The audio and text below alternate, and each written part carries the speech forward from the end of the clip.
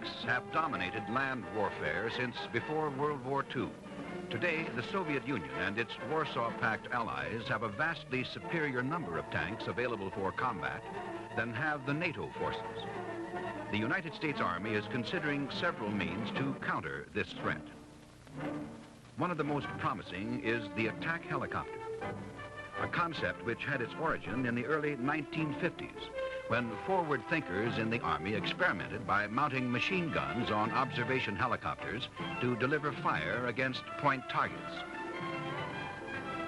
These helicopters were later employed in teams to perform as scouts. Their tactics were to pop up from behind masking terrain, fire their weapons, then disappear again behind the masks. Soon rockets were added to these scout helicopters to provide suppressive fire over a larger area. Then, to increase the volume of this suppressive fire, rockets were placed on cargo and utility helicopters. The range of these rockets enabled the helicopters to fire and then break off their attack to avoid overflying the target. In the late 50s, the Army mounted wire-guided anti-tank missiles on the helicopter and investigated their use against armor. Throughout this era, a continuing concern was the survivability of the helicopter. It still had to prove itself in combat. The United States' involvement in the Vietnam conflict heralded the first use of armed helicopters in actual combat. The newly developed UH-1A helicopter, called the Huey, armed with fixed-position machine guns, was selected to escort the troop-carrying helicopters. These gunships initially operated at low level, but the fixed position of their machine guns made it necessary to climb to altitude in order to fire effectively. Because the landing zones were frequently beyond the range of friendly artillery, rocket pods were installed on the Hueys to provide suppressive fire prior to the landing of the troop carriers. The armed Hueys would orbit the landing zone continually while the troop carriers were landing and departing. This role rapidly expanded. Operating in teams, the helicopters began to provide supporting fires for ground forces. Improved rocket warheads and rapid-fire, flexibly mounted machine guns on later models of the Huey permitted the helicopter to deliver even more accurate fire while staying out of range of enemy ground fire. It soon became evident that the hours of darkness belonged to the enemy. So clusters of airplane landing lights were mounted on helicopters, enabling them to illuminate areas at night. Accompanying these light ships, known as Fireflies, were blacked-out armed Hueys which engaged any enemy sighted.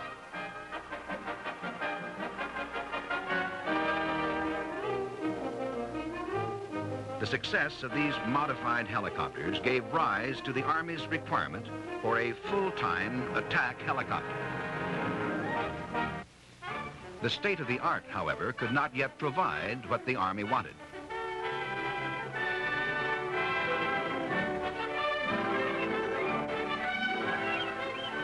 So it settled for an interim attack helicopter in the form of an improved Huey. During this period, the 11th Air Assault Division at Fort Benning, Georgia, was evaluating various tactics and techniques for using the helicopter. Many of its tactics had already been adopted by the helicopter units in Vietnam. With the redesignation of this unit as the 1st Cavalry Division Air Mobile and its subsequent deployment to Vietnam came a new era in helicopter employment.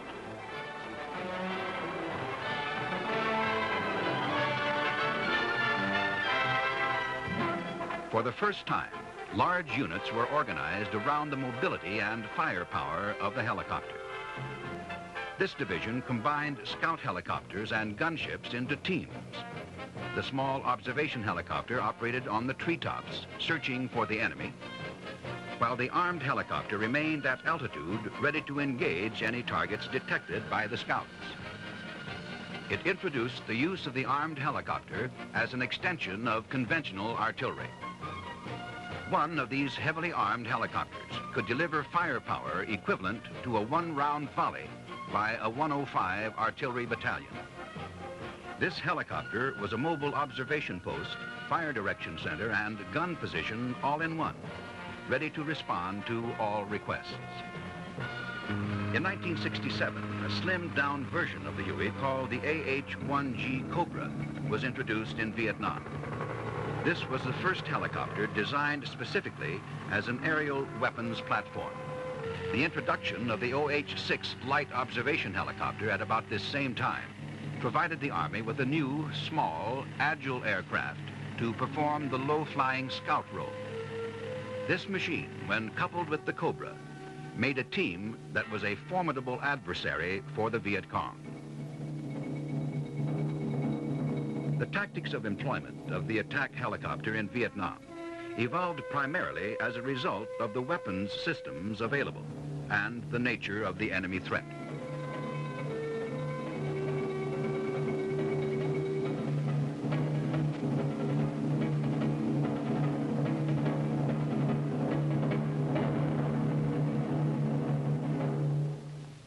In Vietnam, the Army learned that even an armed helicopter operating alone and with unvarying tactics was vulnerable to enemy ground fire.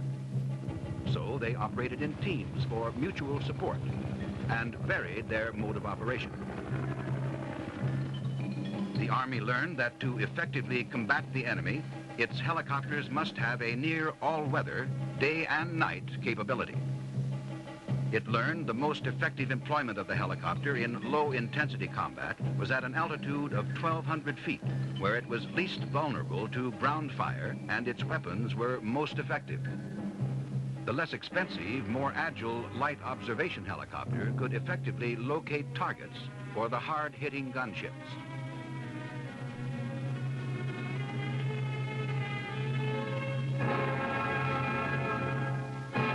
Above all, the Army learned that the helicopter could survive in a very hostile environment.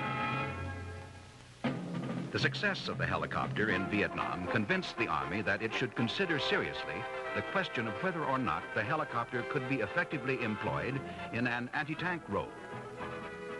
The Army began a systematic and exhaustive series of investigations into the use of helicopters against an armored threat in a mid-intensity conflict. Bits and pieces of information began to emerge. Much of what was learned was only common sense, but never before had the Army so exhaustively analyzed tactics, techniques, and weapons. It found that helicopters could routinely evade enemy detection and engagement by flying at altitudes below 15 meters.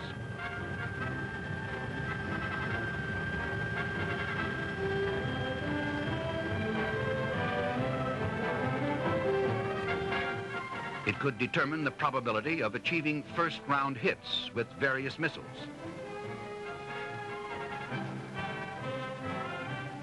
It discovered that engaging the enemy from the maximum range of the helicopter weapons reduced the attack helicopter effectiveness only slightly, but increased survivability nearly 5 times. It found that attack helicopters could acquire and engage more targets in less time when employed with other means of detection, such as observation helicopters, dismounted observers, or ground troops. It found that adequate weather conditions would exist in Europe for the attack helicopter to accomplish its mission, an average of 343 days a year. Data emerging from these efforts convinced the Army that a properly designed attack helicopter could be used effectively as a tank killer in a sophisticated mid-intensity combat environment. Advancing technology now permitted the development of the AH-56 Cheyenne, a true attack helicopter with a variety of firepower,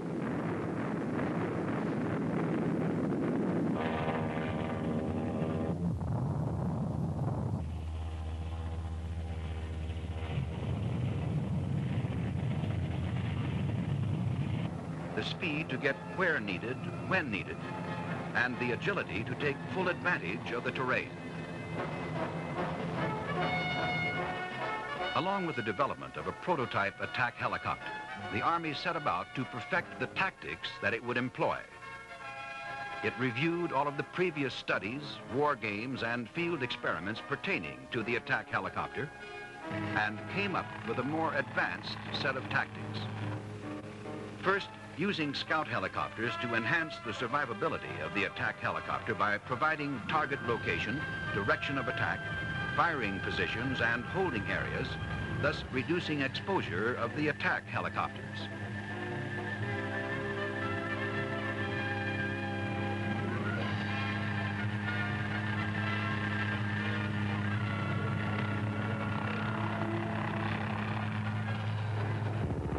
Second, maximizing the use of cover and concealment to avoid the enemy's electronic and visual acquisition means. Third, engaging the enemy from outside the effective range of his weapons. These tactics were then played in a two-sided war game. This war game reaffirmed the idea that the attack helicopter, judiciously used by a ground commander in coordination with his other weapons, can be a decisive weapon on the modern battlefield. The Army was not content to rely solely on analytical deductions.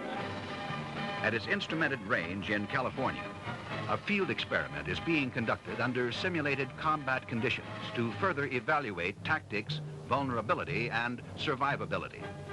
Currently available U.S. Scout helicopters distinctively marked to aid in identification are employed in varying combinations with present-day attack helicopters. Unfortunately, the Cheyenne is not available for this test. It is therefore necessary to use the Cobra, even though it does not have the Cheyenne's superior capabilities. These teams are pitted against an attacking enemy armored column equipped with radar and visually directed air defense systems and supported by scout helicopters. Both sides are supported by close air support aircraft.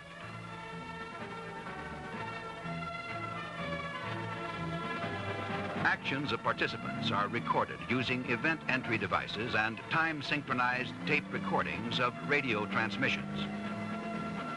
Mounted on the attack helicopters and the enemy anti-aircraft weapons are cameras which are activated when the weapons are fired. Although no live ammunition is fired, the film from these cameras assists in determining successful engagements. Radar and range measuring systems record the location of participants. On a typical trial of the field experiment, the helicopter pilots are briefed about the operation.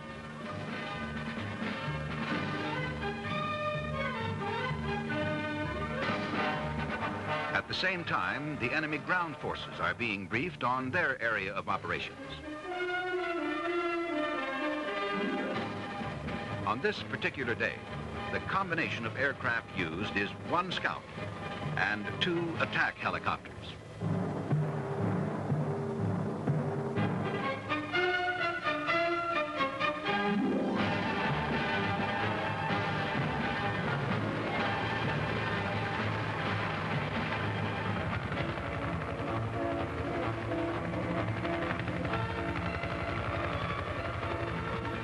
The scout helicopter precedes the attack helicopters into the operational area, searching for the enemy tanks.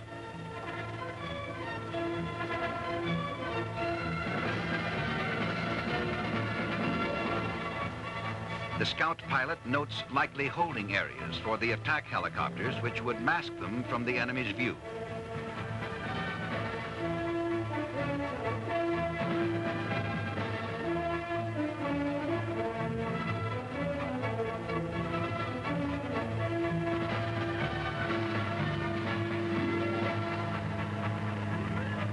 Upon detecting an enemy column, the scout pilot notifies the attack helicopters, giving target location, recommended areas from which to engage the enemy, and the direction and approximate range to the target. The scout helicopter continues to monitor the target.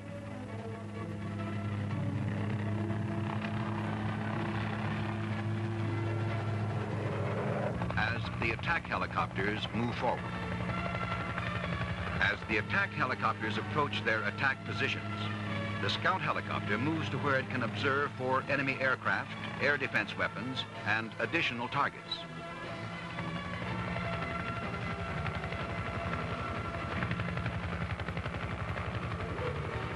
Concurrently, the enemy radar detects helicopter activity in the area and alerts the anti-aircraft defenses in the column.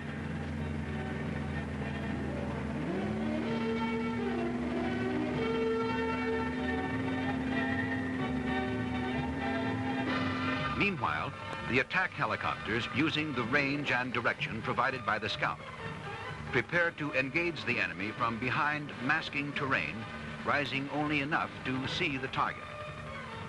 As the pilot of one attack helicopter sights the enemy, he transmits what he sees to the time-sequenced recorder. When the simulated missile is launched, the gun camera is activated. With the current aerial weapon systems, the attack helicopter must remain exposed until its missile impacts. Meanwhile, the enemy anti-aircraft crew has sighted the helicopter as it crested the hill.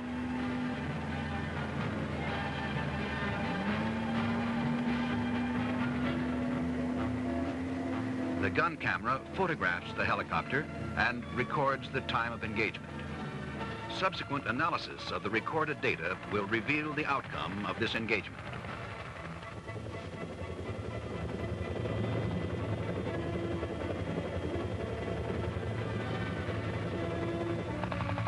Missions are repeated using different crews, tactics, terrain, and combinations of aircraft.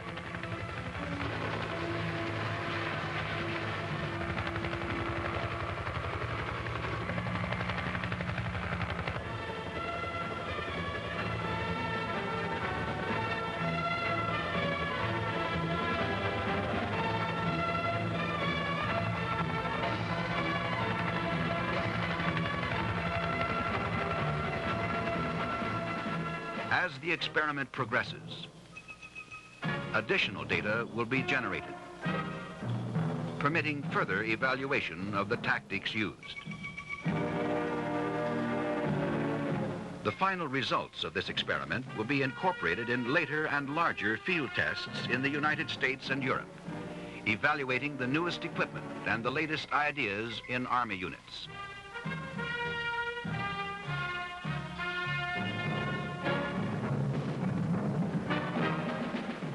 The Army has learned a lot about how to use the helicopter in combat. It has conducted studies, war games, field experiments and tests, recorded the results, and checked the conclusions. This is the process, taking what it has already learned, using the equipment that it has now to simulate advanced equipment of the future. The Army develops the doctrine, tactics, and techniques necessary to counter the most sophisticated threat of a future enemy.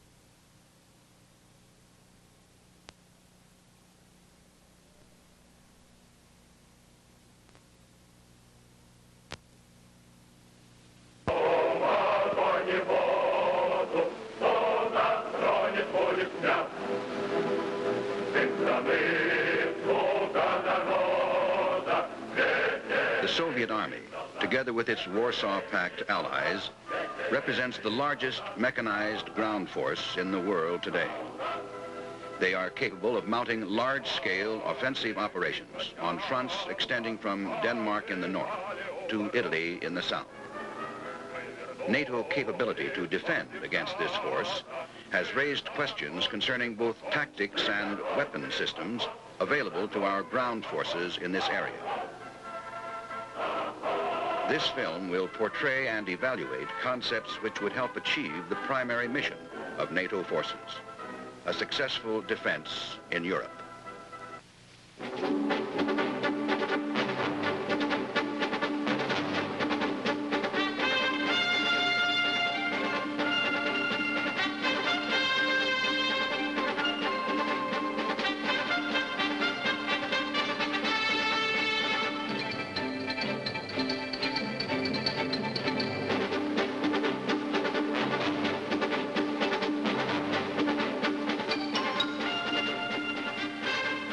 Warsaw Pact nations are capable of employing heavily armored forces against the NATO alliance in Europe.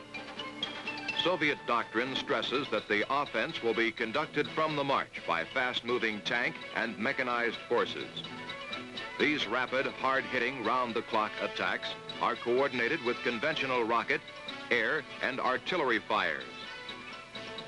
Small airborne and air-mobile forces may be employed in rear areas. It is estimated that the Warsaw Pact forces have over 20,000 tanks for operations against NATO forces. This represents an enemy tank superiority ratio of about 3 to 1. Their integrated weapons system includes medium and light artillery, medium tanks, air defense weapons, rockets, mortars, and small arms.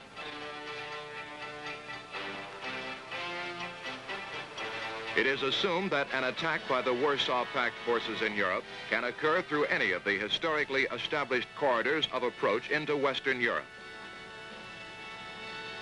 These areas are watched closely by the Central Army Group, called CENTAG.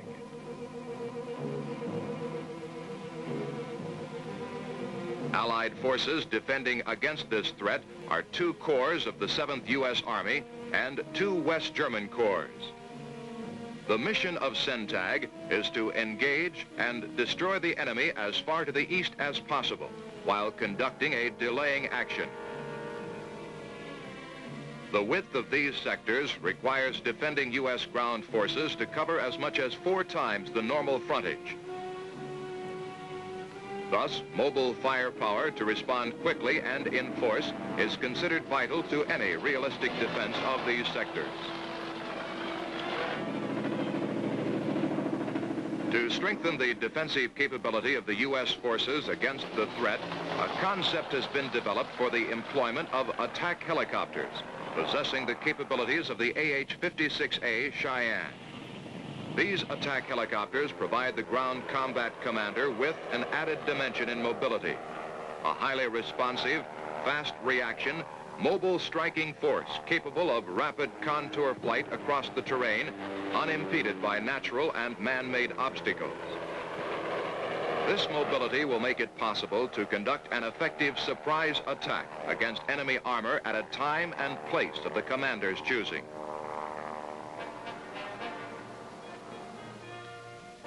Under this concept, attack helicopter units will be organic to a conceptual mechanized infantry division. The combat maneuver elements of the division are as follows: 4 mechanized infantry battalions, 3 tank battalions, an air cavalry attack battalion consisting of both attack and light observation helicopters, and a cavalry squadron. Divisional artillery provides fire support from 155 millimeter and 8-inch self-propelled howitzers. A Chaparral Vulcan self-propelled artillery battalion provides division air defense. The Air Cavalry Attack Battalion consists of 3 Air Cavalry Attack Companies and 1 headquarters and headquarters company. Each company has 3 attack platoons and 1 scout platoon. The conceptual battalion has a mix of 45 attack helicopters and 30 light observation helicopters. The attack helicopters are assigned on the basis of 15 per company and 5 per platoon. The light observation helicopters are assigned on the basis of 10 per company. This mix is tentative and will be examined in greater detail in future experiments and studies. In order to understand the tactics employed by attack helicopters in the following simulation, it is first necessary to realize the full capabilities of the AH-56A Cheyenne.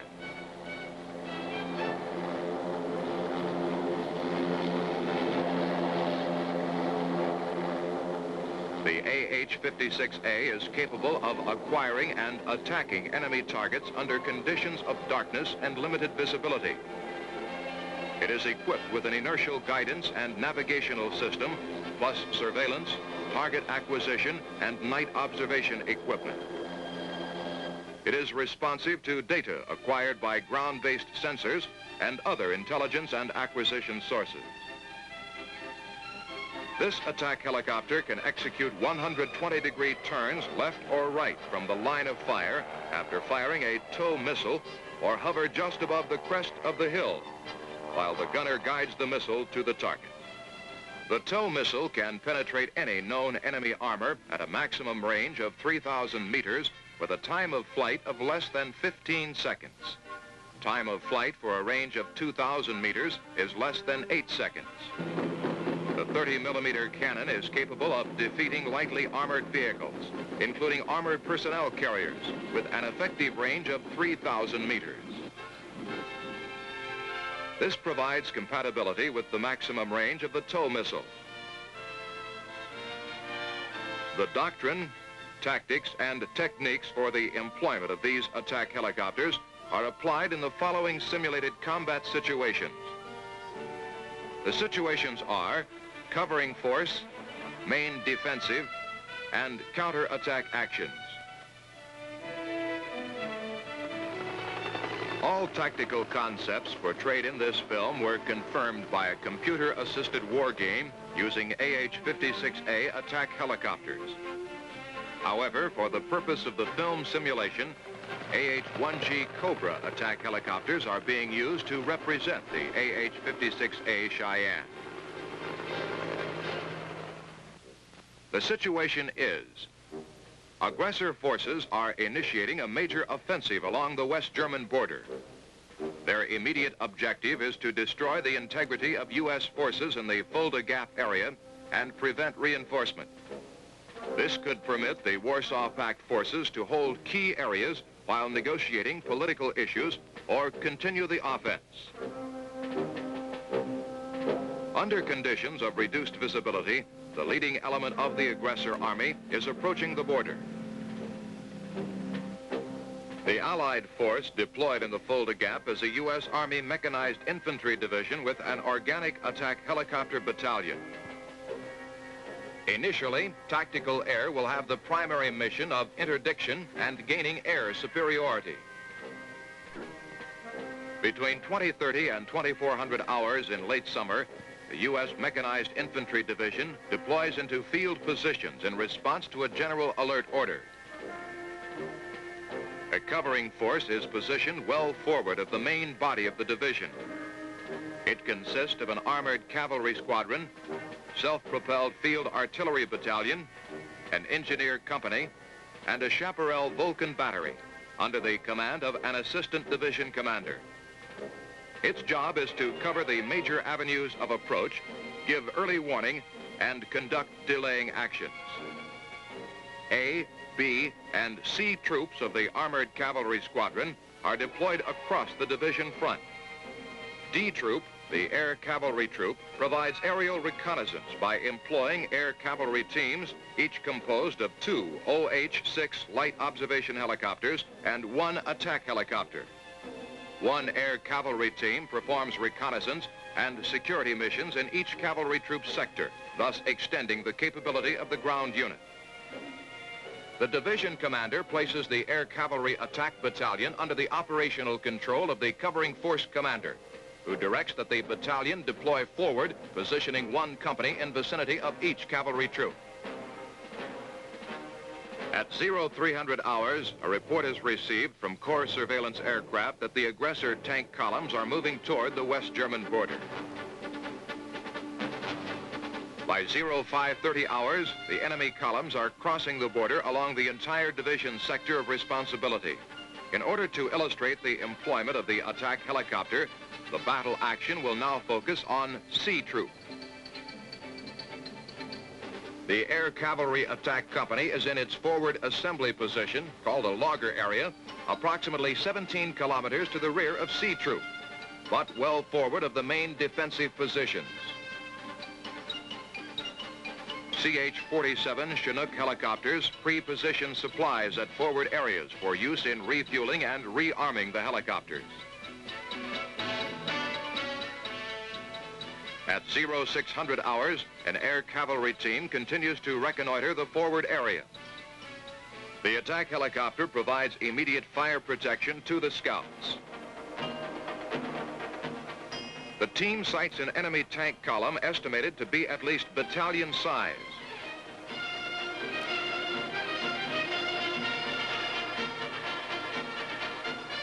The lead element of this column has crossed the border.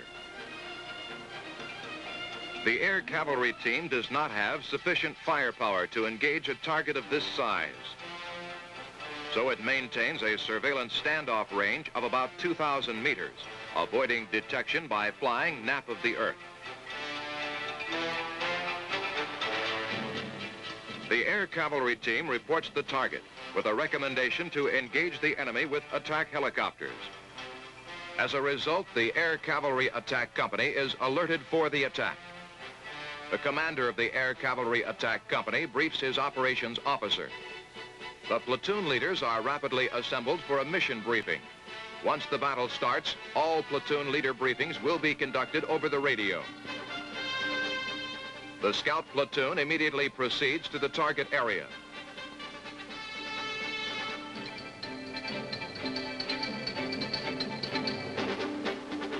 It's the job of the Air Cavalry team leader to recommend holding areas and initial attack positions for the Air Cavalry Attack Company. Scouts confirm this information and reconnoiter additional attack positions. The scouts then assume responsibility for the surveillance of the sector, and the Air Cavalry team proceeds to another area.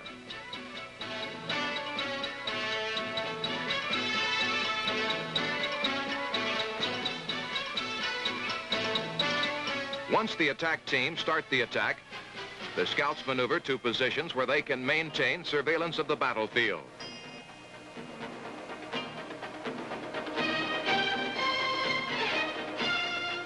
These positions are either to the rear or flanks of the attack helicopters, depending on the terrain. One platoon of Sea Troop occupies a delaying position along Route 84.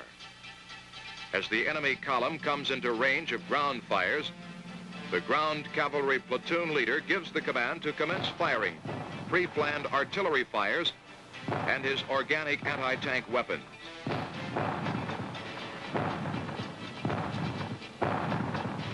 He informs the attack platoon leaders that they are clear to commence their attack. All ground weapons will continue firing while the attack helicopters engage the enemy. Two platoons attack. One platoon, comprised of two light fire teams, attacks the head of the column from the flank and the front on a converging axis. The second platoon, comprised of one light fire team and one heavy fire team, attacks the center and rear of the column. These attacks are timed in such rapid succession as to seem simultaneous. One fire team crests the tree line of a hill and launches its TOW missiles on the column head from the flank. The second fire team crests another hill at the head of the enemy column and launches its missiles. This provides shock effect and confuses the enemy. The attack helicopter, by remaining at or below treetop level, is extremely difficult for the enemy to acquire either visually or by radar.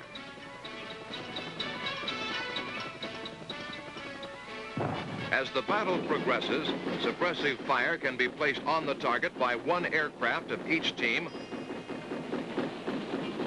while the other launches TOW missiles, or one team suppresses while the second team launches missiles. The situation just shown will develop throughout the covering force sector.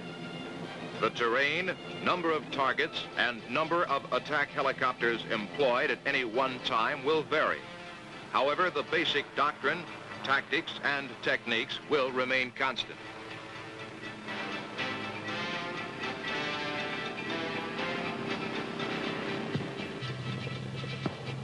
When the enemy forces deploy and return heavy anti-aircraft fire, the attack helicopters disengage.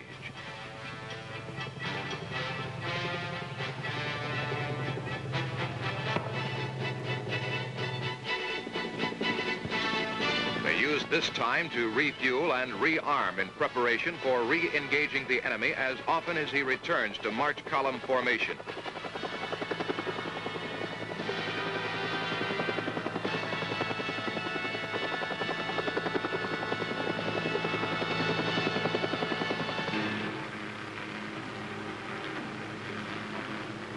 Results of the covering phase of the war game revealed that the initial attack by the AH-56A Cheyennes resulted in 164 enemy tanks and 21 armored personnel carriers destroyed. This was accomplished at a cost of 19 Cheyennes and 6 scouts. Thus, the covering force zone, normally considered to be a delaying zone, in effect became a killing zone. 2 enemy divisions were rendered ineffective, causing a delay of 14 hours. Normal delay expected without attack helicopters is about 4 hours. The most significant fact to emerge in this phase of the action was the early decision to reinforce the covering force with the entire Air Cavalry Attack Battalion. No other current weapon system would have allowed the commander to destroy the enemy at this range, while retaining a capability to participate fully in the main defensive battle.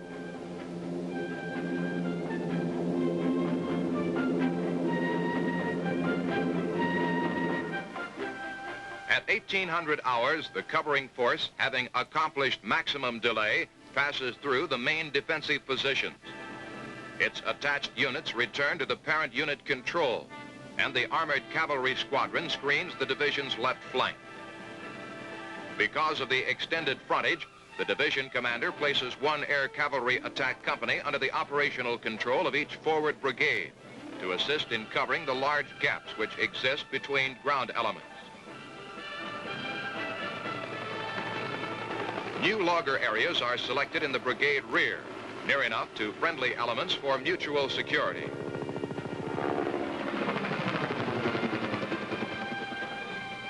All available natural and artificial camouflage is used. The scout teams receive instructions while refueling and proceed to assigned sectors.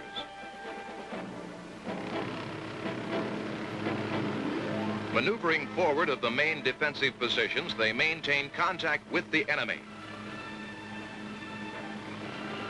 and report that the forward elements of the aggressor forces are just east of the forward battalions.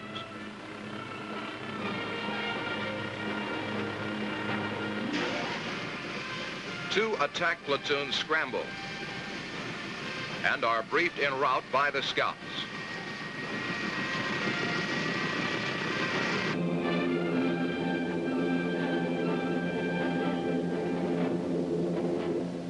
Based on this information, the platoon leaders plan their attack.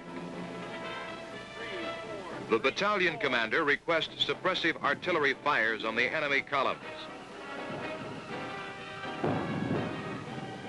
Other ground forces also take the enemy under fire. The attack helicopters maneuver to engage the enemy. Since the pilot's attention is concentrated on maneuvering for attack, acquiring and striking targets, the scouts provide a degree of security.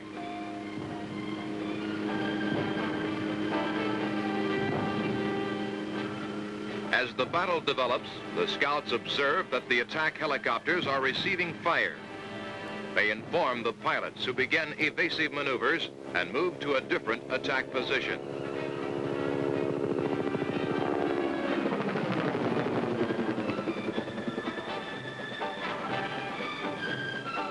Using standoff tactics, one aircraft engages the air defense weapon while the lead aircraft launches its TOW missile at the tank. The wingman will engage from a distance of 3,000 meters with 30mm fires. As the lead aircraft maneuvers into position to engage the tank from a range of at least 2,000 meters.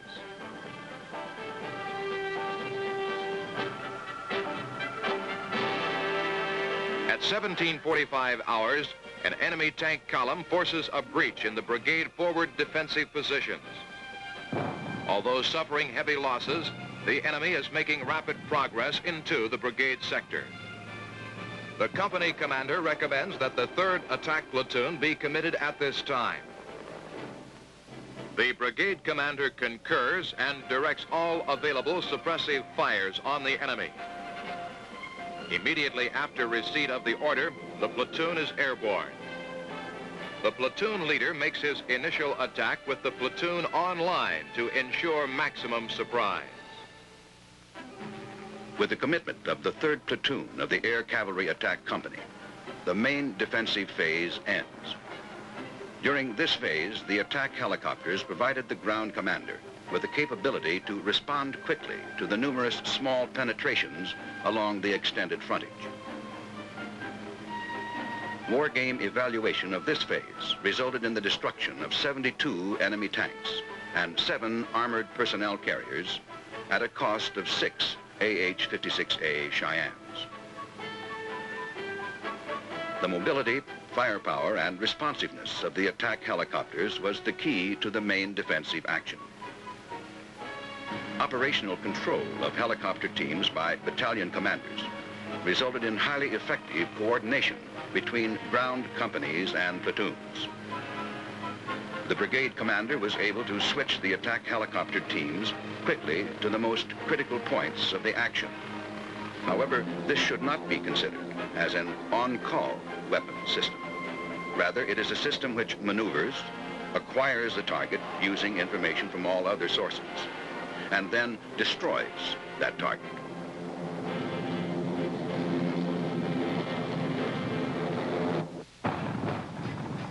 By 2100 hours, the entire division front is under heavy pressure. The enemy forces, with their superior number of tanks, have made multiple penetrations.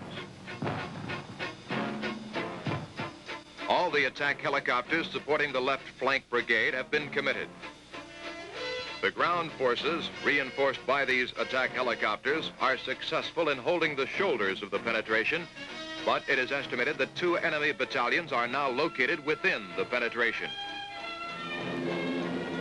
Reduced visibility at night requires the attack helicopters to increase altitude and reduce speed. The darkness affords them concealment from visually controlled fires. However, electronic countermeasures must be used against enemy radar-controlled weapon systems. Night vision devices used in the AH-56A Cheyenne give it a near all-weather capability. Its firepower equates to the tank, yet its mobility far exceeds any ground system. In effect, the AH-56A Cheyenne provides the ground commander with a highly responsive weapon system available 24 hours a day. The brigade commander estimates that he can contain the enemy for approximately 1 hour. He requests the release of the reserve tank battalion located in his sector, and this is approved. The division commander then commits the 3rd Air Cavalry Attack Company against the penetration. He also orders the reserve brigade to move into blocking positions west of the penetration. The brigade will require at least 2 hours to move to those positions, compared to 10 minutes required by the attack helicopter. Without this means of rapid response, the ground commander would not be able to blunt the penetration while his ground forces maneuver into position. Upon receipt of the division commander's order, the Air Cavalry Attack Company is scrambled. Simultaneously, the reserve brigade begins its movement. The Air Cavalry Attack Battalion commander provides the company commander with a detailed briefing on the situation. All fires of both Air Cavalry Attack Companies are brought to bear upon the enemy force.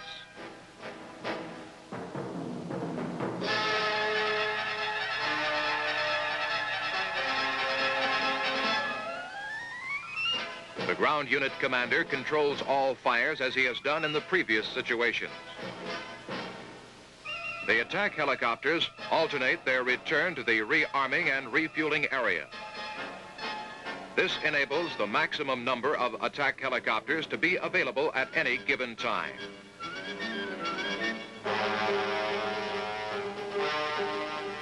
By 0400 hours of the following morning, the penetration has been stopped. The enemy columns have withdrawn and the original line of contact restored. The war game assessment of this action resulted in the loss of 50 enemy tanks and 3 armored personnel carriers. U.S. losses were 7 Cheyennes. An analysis of the counterattack action clearly indicated that the attack helicopter was the decisive factor in this battle.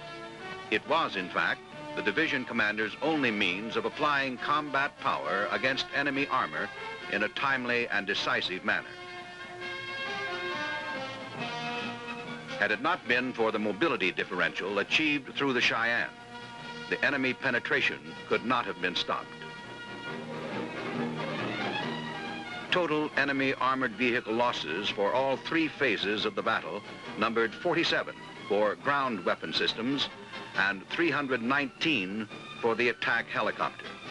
32 attack helicopters and 6 scouts were lost. This represents a loss ratio of 10 enemy vehicles to 1 AH-56A.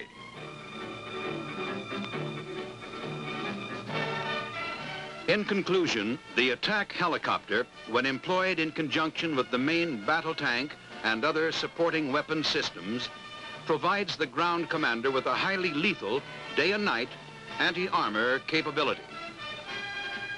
The attack helicopter will permit the Army to exploit new and exciting operational concepts for success on future battlefields.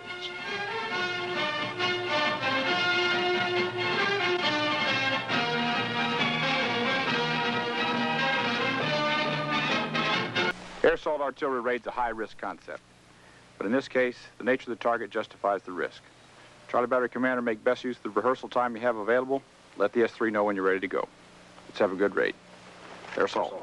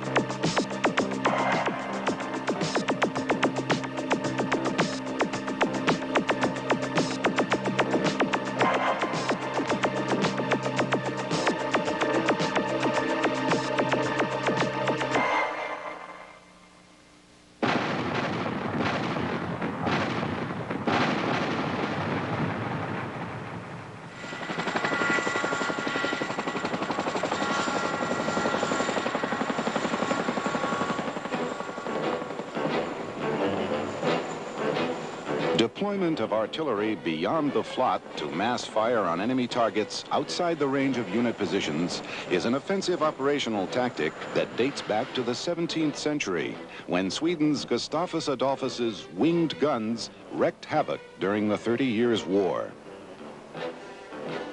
During our own War of Independence, 18 pieces of artillery were ferried across the Delaware River during George Washington's Christmas Eve assault on Trenton, New Jersey.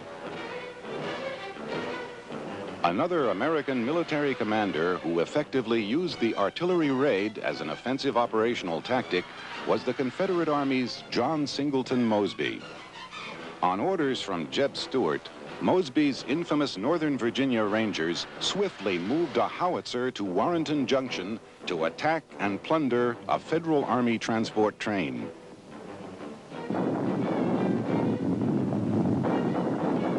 Almost 100 years later, during World War II, Russian gunners employed a tactic called the artillery offensive.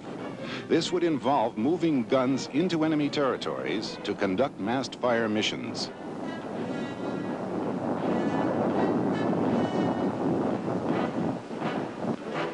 During the Vietnam War, military aviation enabled American artillery to extend firepower into remote areas.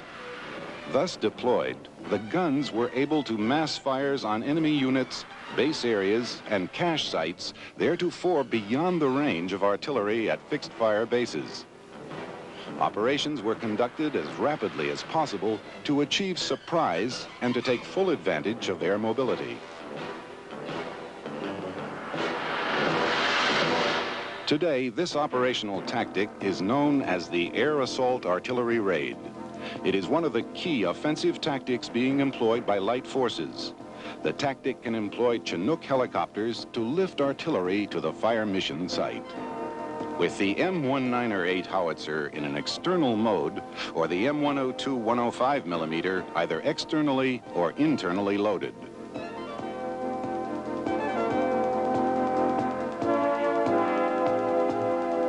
The raid can also employ Black Hawk helicopters with the M102. The Air Assault Artillery Raid should not be confused with the deliberate movement of an artillery unit by air to support a maneuver unit conducting a raid. The artillery is deployed for a specific attack mission. Target movement and new intelligence may cause adjustments in the mission, but units involved in an air assault artillery raid are not answerable to calls of fire based on a traditional support role.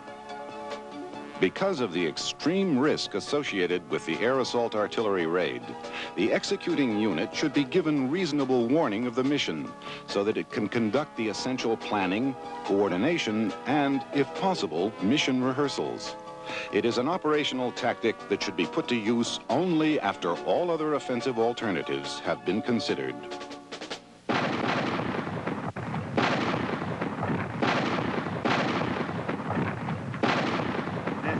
Romeo 25, send line 1 of the red line report, over. During a state of war, the decision to conduct an air assault artillery raid is usually made at the division level. Romeo 325, 678. Division level decision makers are responsible for identifying targets, detailing the target defeat criteria, and determining the time and duration of the attack. Morning, sir. Morning, Lynn. How are you? Good. Been up at division and they gave me these. They've identified a lucrative target in the mangrove area of West Santa. The target is a heavily defended headquarters. It's well beyond artillery range and is suitable for an air assault artillery raid. How many aircraft have been allocated for the raid? The old man's going to give you up to 6 Chinooks. As you can see, it's a very important mission to him. I take it this has something to do with the medevac chopper we lost in that region last week? Sure does. G2 has confirmed that these are the guys that planned and orchestrated that raid. What we need to do is to penetrate deep into this area so that we can fire onto the target up here. The old man really doesn't have any other options to attack that target. He's done a risk analysis and feels like it's worth the risk. Here's the photos and other information you're going to need in your preparation. Do you have any questions? No, I'd like to review the packet, and then I'll get back. Okay, best of luck to you. That's all.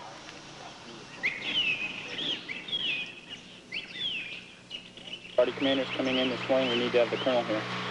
Boss Eagle, sir. Air assault. Give me the S2, the S3, and the Charlie Battery Commander. We got a raid to do. Give this packet to the S3 when he comes in. Air assault, sir. Air assault.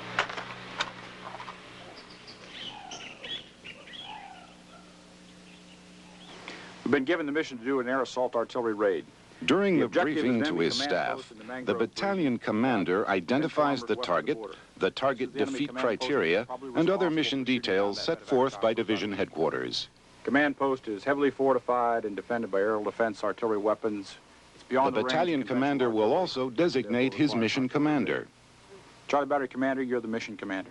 This individual will assume total command during the actual execution of the raid. Typically, the mission commander is the commander of the raid's firing battery. En route to this to meet the false insertion requirements. Charlie Battery, your takeoff time is not later than 1600. I want the target neutralized not later than 1700 hours. Yes, sir. Do you have any questions? No, sir. What is the radius of the target? Intel reports that say 200 meters with 75-meter target location error. Operational planning of the air assault artillery raid originates with the target defeat criteria and then works backwards. The raid operations officer will use the graphic munitions effects table to calculate the rounds needed. 5mm tubes, firing 1/8 HE rounds, 1/8 ICM rounds, and 6 WP for a total load of 7 rounds per tube. Check. Once the operations officer has determined the number of firing tubes and corresponding lift aircraft required for the successful completion of the mission, he does a map analysis to identify ideal pickup zones, landing zones, lagering areas, and false insertion sites. His decisions are guided by the number of aircraft involved in the mission and the firing range of the guns. The landing zone is an abandoned airfield that we'll use as the logger site. Our mission today is to conduct an air assault raid to neutralize a command post at grid 353580. The Battalion S3 will conduct the air mission brief. The brief includes the mission overview, artillery and aviation assets to be used, target and threat identification and analysis, staging, pickup, and departure times. 1530. The advance party will lift off at 1600. The main body at 1605. The S3 will point out the pickup zone, flight route, false insertion sites, landing zones, both primary and alternate, and lagering areas. The logger site will be at grid Delta Romeo 343627. It's this abandoned airfield. Codes. The abort code. The S3 will provide radio frequencies, call signs, and code words for the raid. Hot LZ. Key box. Our drop dead time is He will also designate the Air Mission Commander. Command and He control. will be in charge of all aviation assets for the raid. The Air Mission Commander is Lieutenant Resnick. Challenging password in effect for today is Cadet Diet. The time now, in 10 seconds, will be 1423 local. Are there any questions? The battalion commander issues his final orders at this time. Is there any additional comments? Air assault artillery raid's a high-risk concept. But in this case, the nature of the target justifies the risk. Charlie Battery Commander, make best use of the rehearsal time you have available. Let the S3 know when you're ready to go. Let's have a good raid. Air assault. All right, Charlie Battery, we've got an air assault mission. This represents our landing zone at grid Delta Romeo 410. Following the air mission briefing, the mission commander returns to his battery to brief key personnel involved in any phase of the ground activity. This would include the battery XO, chief of firing battery, gunnery sergeant, section chiefs, and FDC chief. Mills. FDC, I want you to compute data before we leave for 3 rounds of ICM, 3 rounds of HE, 1 round of WP. Maximum charge. During the mission commander's briefing, he will ensure that every leader on the ground understands his responsibilities, understands how the mission is to be conducted, and the purpose of the mission. Simplicity is the key. 40 seconds. After they've been laid, the mission commander will often use a sand table to illustrate the terrain at the landing zone, the howitzer configurations, and how the ground personnel will conduct the mission once they leave the helicopters. As soon as the main body has been extracted, the trail party will close in the perimeter, and again, the trail party birds will land approximately this location, and those aircraft will take off directly behind the main body. Load time will be 15:30. While the mission commander briefs his ground forces, the air mission commander will brief his aviation assets. In this case, the crews of 6 Chinooks, 2 Black Hawk helicopters, and 2 Cobras. Formation will be echelon right. The LZ will be located at Delta Romeo 410508. Once again, primary frequency is Flight formation to and from the LZ are explained in detail, as well as the landing formations, landing direction, and lead aircraft designations. DZ will be 300 degrees. The logger site will be at Delta Romeo 395, 385. Okay, Lieutenant Vish, you'll be flight lead for first flight. Mr. Taylor, you'll be flight lead for second flight.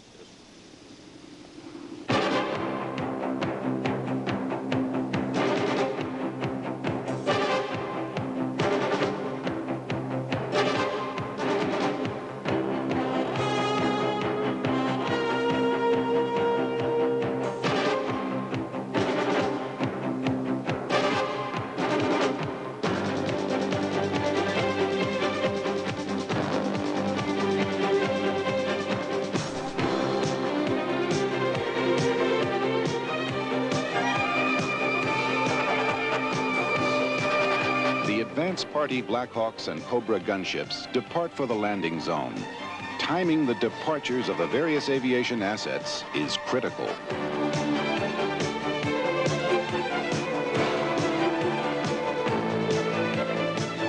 A false insertion is conducted en route.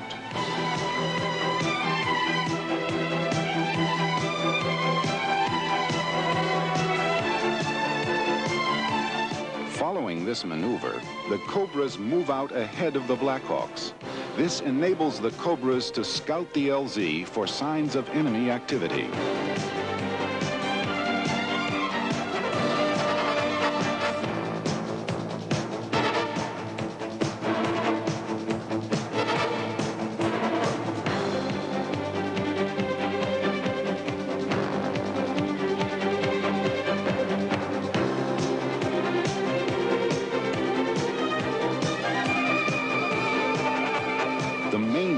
Prepares for liftoff approximately 5 minutes after the advance party has left.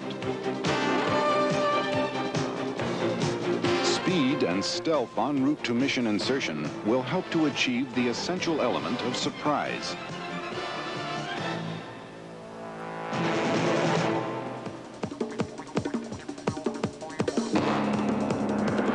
As a deception measure, the main body will execute a false insertion along the lift route. Another method of deception is a false insertion at an intermediate LZ with the howitzers externally slung. The guns are set down, internally loaded, and flown to the actual raid site, creating the impression that the howitzers have been left at the false insertion site. In addition to the tactical benefits to be derived from delivering unexpected artillery rounds on enemy targets well beyond the range of fixed gun positions, the air assault artillery raid offers the advantage of minimizing the exposure of friendly troops and aircraft to the target itself, allowing delivery of varied munitions on the target and enabling the firing of large volumes of ordnance.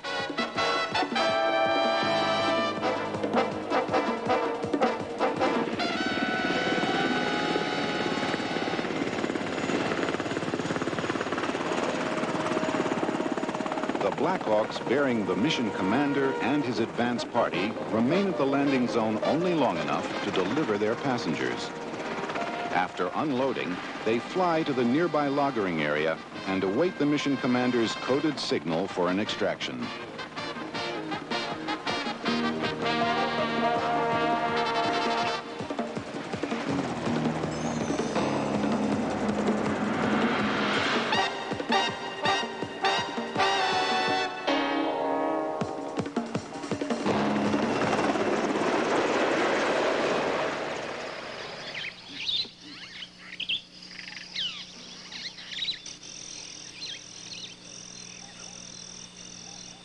This is Charlie 26, be advised, you're the same, over. Communication with the FO, sir. Members of the advance party perform their appointed tasks.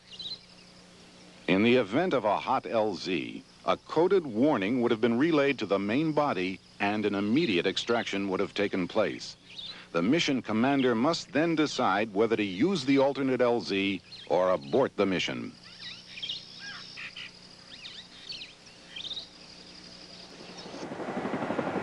5 minutes have elapsed since the advance party has landed. Now, the main body approaches.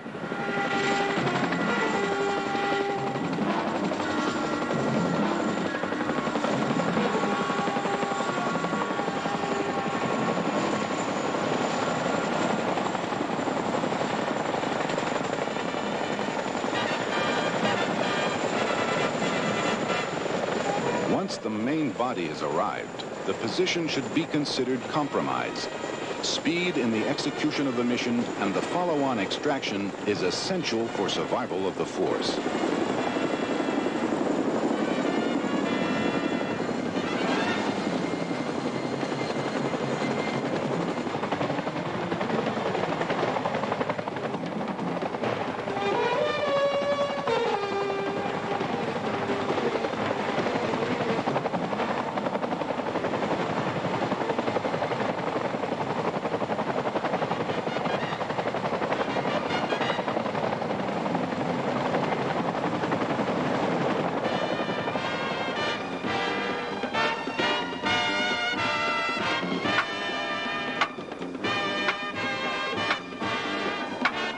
Number 4, Jeff, aim point assessment. Number 4, aiming point identified. Number 4, deflection, 5-4-9-5. Number 4, deflection, 5-4-9-5. 5-4-9-5, 1 mil. 4, 1 mil, ready for recheck. Number 4, deflection, 5-4-9-5, split. 0 mils, number 4 is laid. Fire for effect. The forward observer party, which has rappelled into an observation post, begins transmitting target information to confirm pre-computed firing data. 354 578. 578, over. Enemy CP. Enemy CP, over.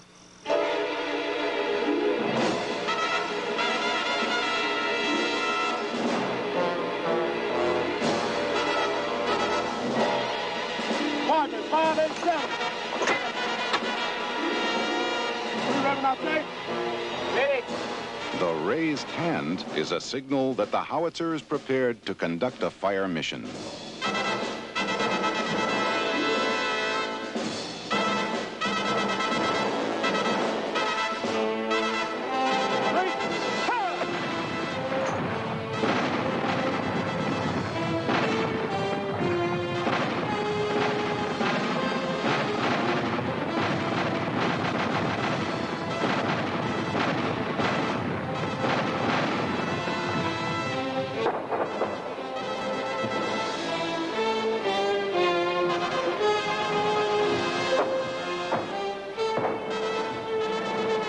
We're on target.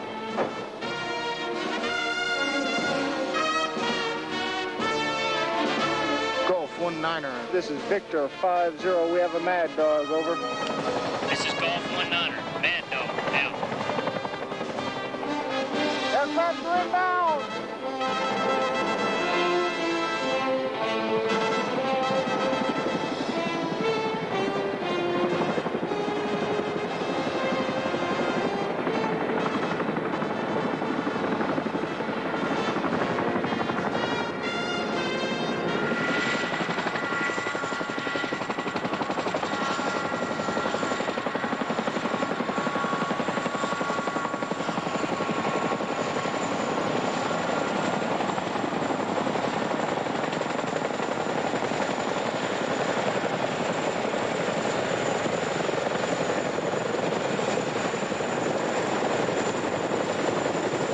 To expedite the extraction, the Chinooks depart the LZ externally slung.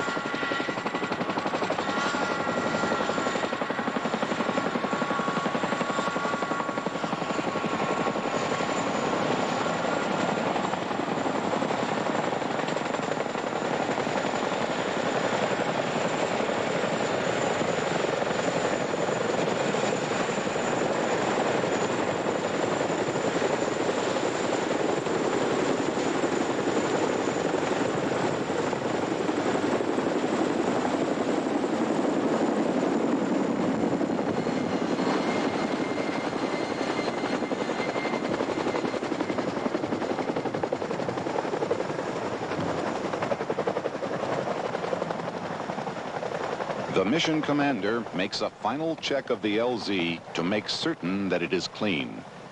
He is duty-bound to remain in the area until all of his ground forces are accounted for.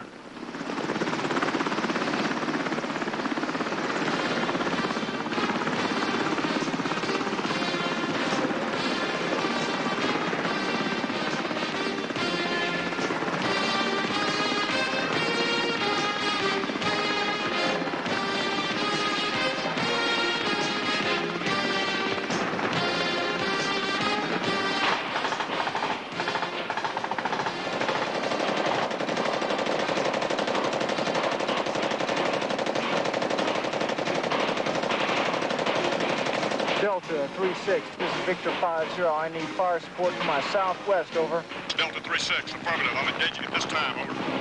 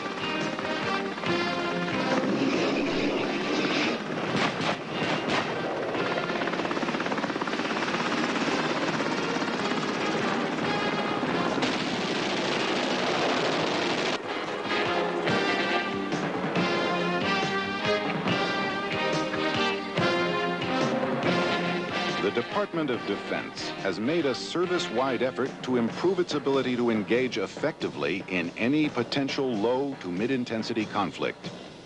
These improvements have affected equipment, manpower, tactics, and training.